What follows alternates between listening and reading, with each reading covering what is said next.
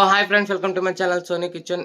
Carrot halwa అయితే చేస్తానండి. ఈ పొద్దున చూసేద్దాం వచ్చేయండి. సో ఫ్రెండ్, ప్యాన్ అయితే వేడిగా అయిందండి. నెయ్యి, క్యారెట్ బాగా కడుక్కొని దానిపైన తొక్కు తీసేసి ఇట్లా తురుముకోవాలండి.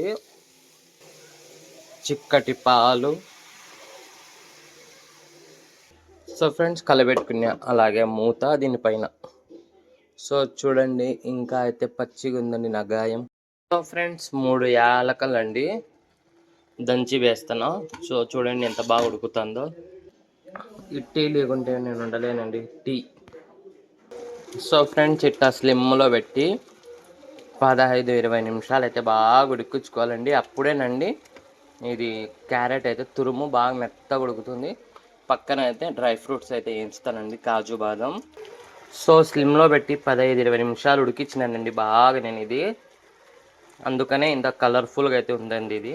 మీకు సైడ్లలో కానొస్తూ ఉంటుందండి, చూడండి. ఇట్టయితే ఉంటే బాగా ఉడికినట్టు అండి. సో ఫ్రెండ్స్, ఉడికిందండి. తగినంత చక్కెర అయితే వేస్తాను. సో ఫ్రెండ్స్, తగినంత చక్కెర అయితే వేసినానండి. కొంచెం స్వీట్ తక్కువ తింటానండి నేను. మీరు తినేవాళ్ళు సో ఇంకొంచెం ఎగస్ట్రా వేసుకోవచ్చండి sweet. So friends, almost ready అయిపోయిందండి. సో చూసారా, డ్రై ఫ్రూట్స్ అయితే వేస్తానండి దీంట్లో. ఎంత బాగుందో, జ్యూసీగా చూసారా. ఆహా ఏమి రుచి, తినరామై మరిచి. సో మీకు ఈ వీడియో నచ్చితే ఒక లైక్ చేసేయండి. Bye bye.